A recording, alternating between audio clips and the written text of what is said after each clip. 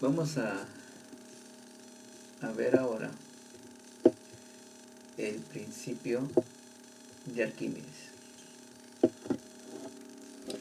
Eh, Según lo que relata la historia, según la historia, Arquímedes se dio cuenta que si tiene una misma sustancia,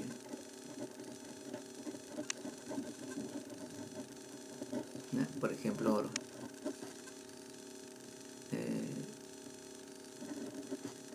en dos cantidades iguales, ¿sí? En dos cantidades iguales, aunque de diferente forma,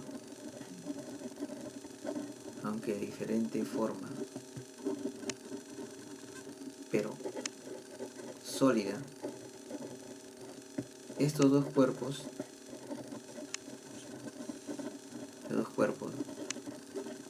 desplazan la misma cantidad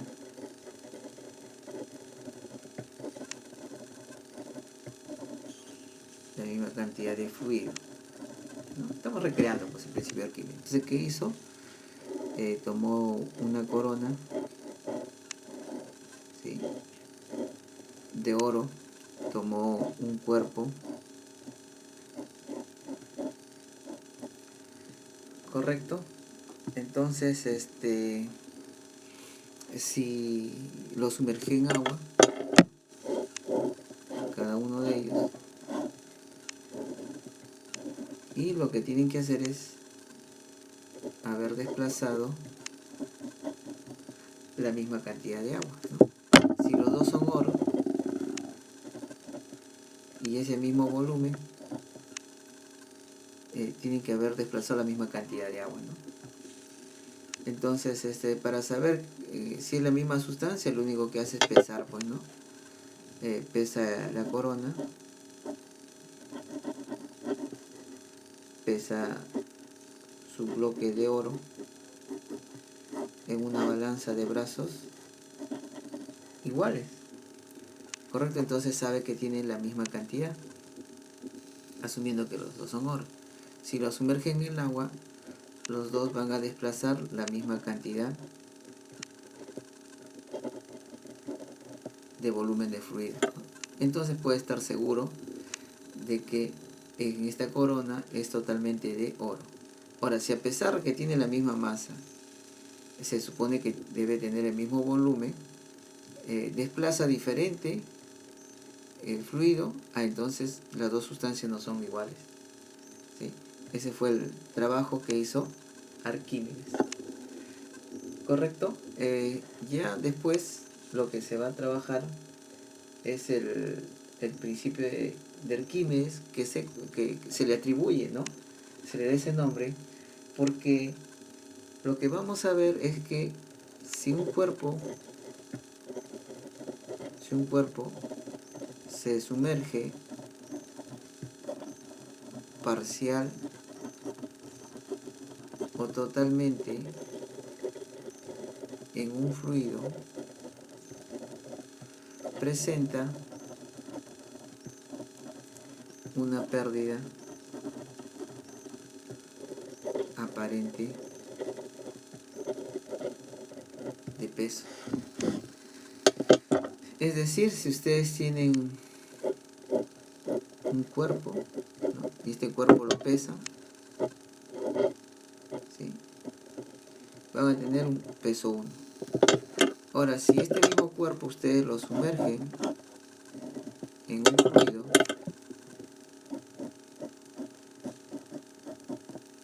¿sí?, y otra vez lo pesan, van a tener un peso 2, donde el peso 2 es menor que un peso 1.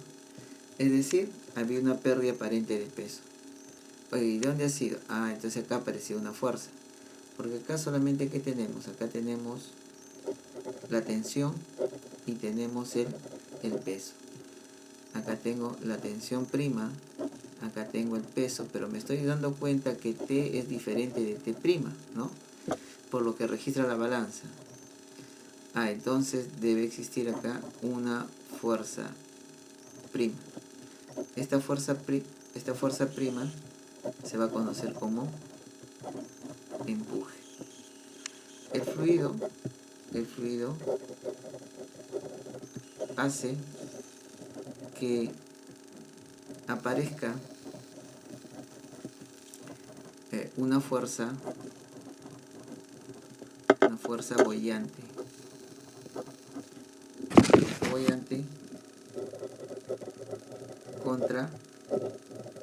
contra el peso, ¿no? Lo cual se conoce como empuje, ¿correcto? Pero ya nosotros no le vamos a llamar fuerza boyante, ¿sí? Vamos a ver qué cosa es el empuje. El empuje es debido a la presión hidrostática. ¿Cómo puede ser eso? Claro, si tenemos un fluido, tengo un cuerpo, vamos a ponerle sumergido, ¿sí? Entonces, sobre este cuerpo va a aparecer una presión arriba, y una presión es fuerza distribuida, ¿correcto? Igual presiones a la izquierda, fuerza distribuida, a la derecha y a la izquierda, y también en la parte inferior. Solo que la fuerza 1 respecto a la fuerza 2, la fuerza 1 es menor que la fuerza 2. ¿Por qué puedo estar seguro? Claro, porque la fuerza 1 es densidad, gravedad por la profundidad. Y la profundidad, de repente, por ejemplo, que se encuentre en una altura Z, pues, ¿no? O Y, ¿no? Yo que le llamo Y, rho G, Y, por el área. Eso va a ser F1. Mientras que F2, ¿a qué va a ser igual? Densidad, gravedad, pero existe una profundidad, ¿no? Una altura de este cuerpo que vamos a llamar delta de Y. Entonces acá me puedo dar cuenta que F2 es mayor que F1. La diferencia de fuerzas, ¿no? F2 menos F1 se va a conocer como empuje, ¿correcto? Porque si yo hago la diferencia, ¿qué tendría? Tendría que es rho GA por delta de Y igual a el empuje. Oye, pero A por delta de Y para nuestro caso sería el volumen, ¿no? Ya, entonces rho GB. Entonces ahora sí podemos encontrarle una razón, ¿no? 2. El empuje es numéricamente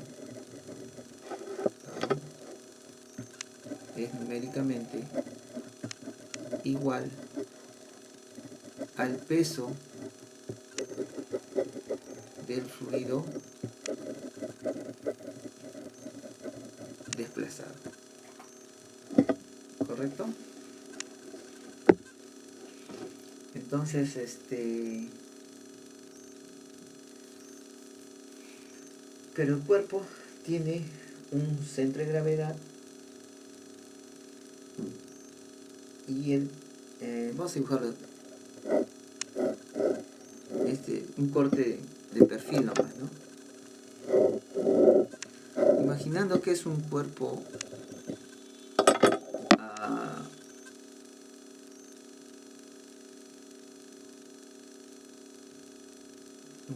uniformemente distribuido, entonces sólido, ¿no?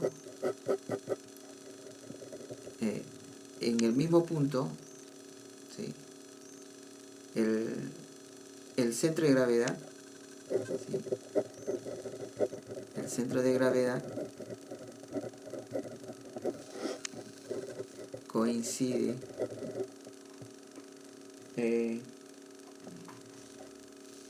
con el centro de gravedad del cuerpo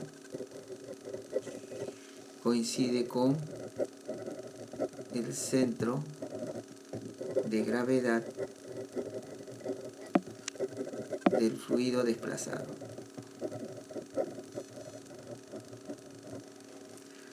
Oiga, ¿y si no fuera así? ¿En qué sentido? En realidad mi cuerpo, que yo lo veía sólido, era un cascarón. ¿Sí? Paredes delgaditas, hueco y ya está. Entonces ahora me doy cuenta que más arriba se encontraba el centro de gravedad. Y es el centro de gravedad de quién, del cuerpo. Y para el fluido desplazado tiene otro centro de gravedad.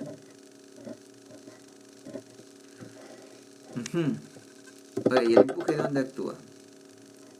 El centro de gravedad del cuerpo no coincide, ¿sí? No coincide con el centro de gravedad del fluido desplazado. ¿Sí? Entonces este es para un cuerpo sólido.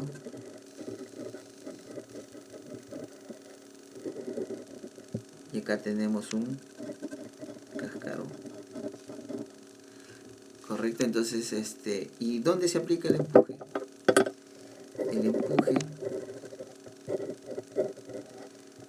se aplica sobre el centro de gravedad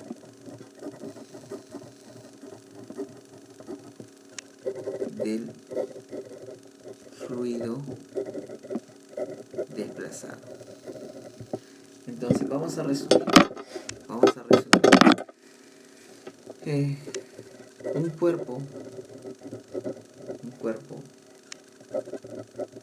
total o parcialmente sumergido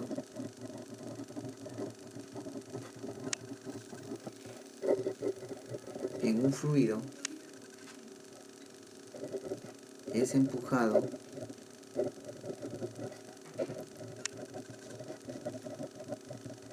hacia arriba, entre comillas hacia arriba, con una fuerza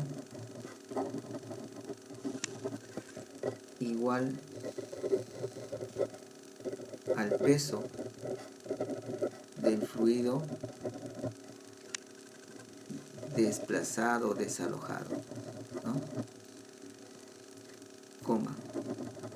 Que actúa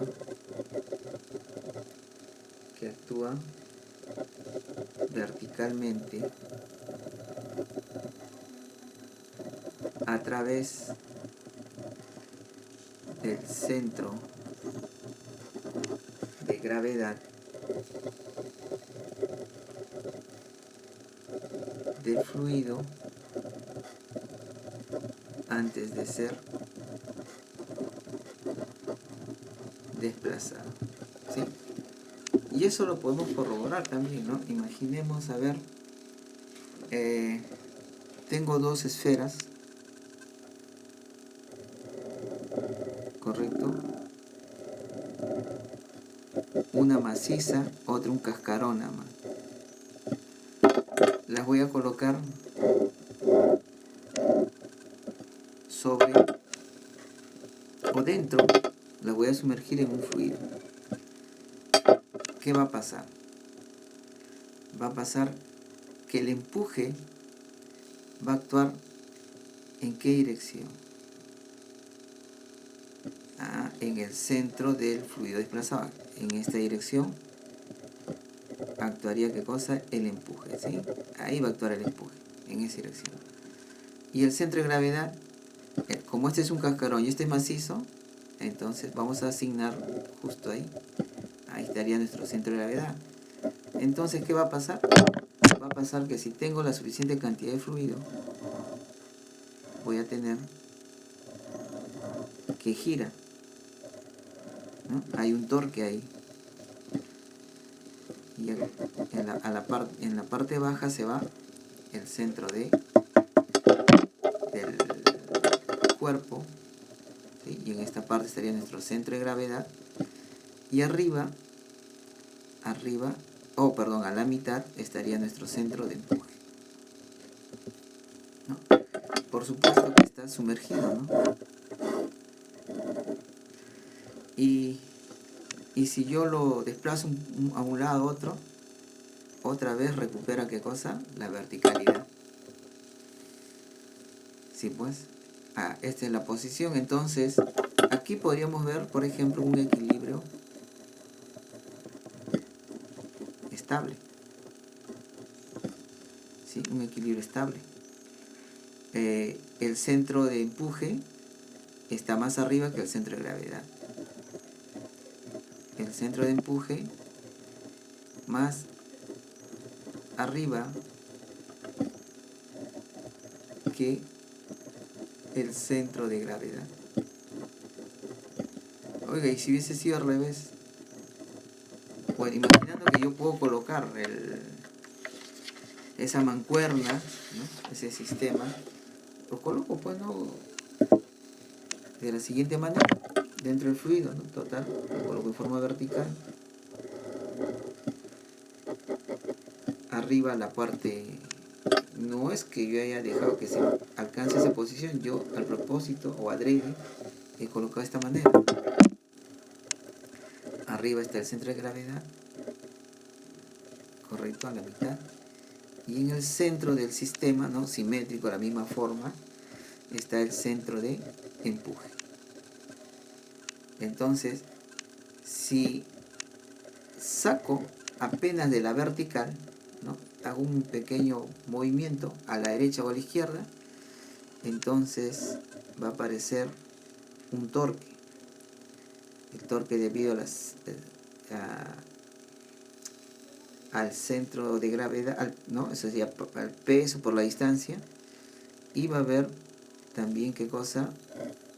Un torque producido por la fuerza del empuje, centro de empuje. Y esto va a provocar un torque. Se va a volcar. Entonces será un equilibrio ¿de qué tipo? Equilibrio inestable. A la menor perturbación se cae. En el caso anterior, ¿qué teníamos? Si lo desvío un poco, tengo una fuerza que apunta hacia arriba, centro de empuje. Tengo un centro de gravedad que va a tratar de recupera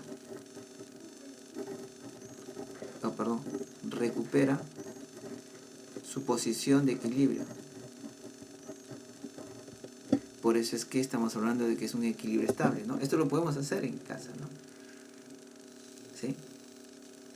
Entonces, tarea para el examen final, para los que no han hecho trabajo en el parcial. Hagan esto.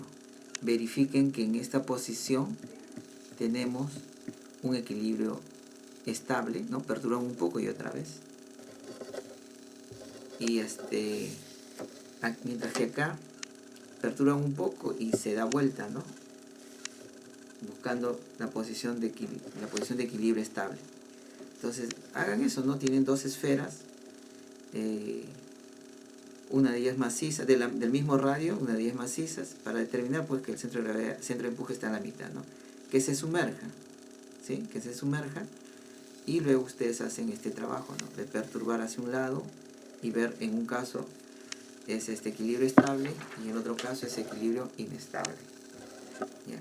Y no va a quedar ahí, sino en el equilibrio estable,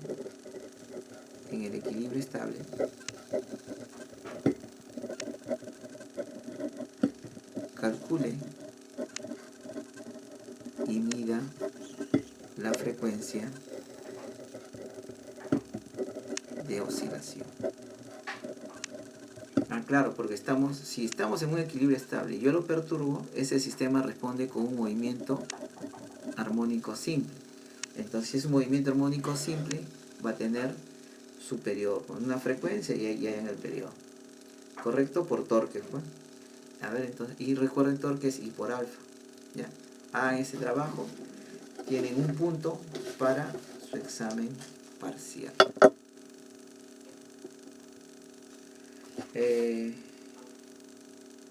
¿Qué podemos hacer? Acá, ¿qué ejercicio yo les podría poner? Podría ser de que les pida que tengo un hemisferio, ¿sí?, sumergido, ¿no?,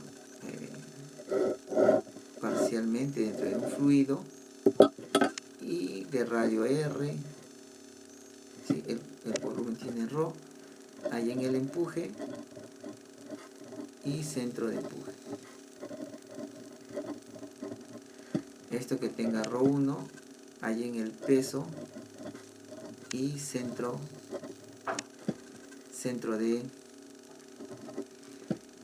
de gravedad. Que sea un cascarón nomás, ¿no? Entonces, que sea un cascarón o sólido, no hay problema. No hay problema.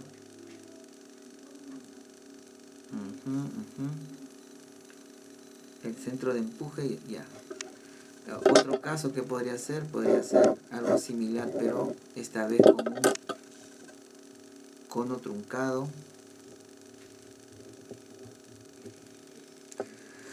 A ver, ¿por qué no sale? A ver. Sí, podría ser con un corcho. Sí. Un corcho y le ponen los radios R1, R2, H. ¿Sí? ¿Qué vamos a hacer? Van a calcular pues pero ahí sigue igual, ¿no?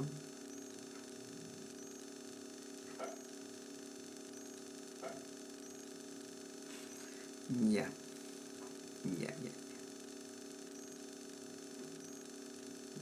A ver, entonces calcularían el centro de gravedad, el centro de empuje, el empuje,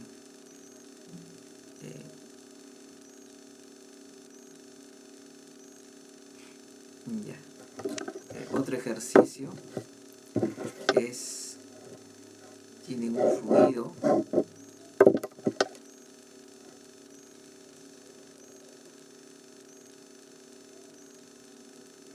o en vez de corcho de repente dos, así como hemos hecho con las mancuernas, podría ser con dos bloques, ¿no?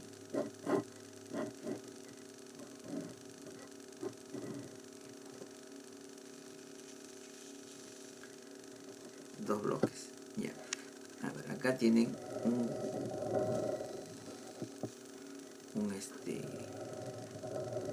sencillo como academia, a ver. Un cascarón cilíndrico de radio R1 y radio R2. Pero es un cascarón nomás, pues, ¿no? Pero tiene su espesor, ¿no? Entonces la densidad de líquido y acá tenemos la densidad del cuerpo. Entonces, hallar R1 para que el cuerpo, que es una esfera, cascarón, flote en el fluido. ¿Sí? ¿Está? Ese es el otro ejercicio que pueden tener ahí, ¿no? Y la forma de los cascarones pueden variar, ¿no? Puede ser un cono, puede ser un cono truncado, una semiesfera, ¿sí? Podemos variar ahí a los diferentes casos. Entonces, vamos a quedarnos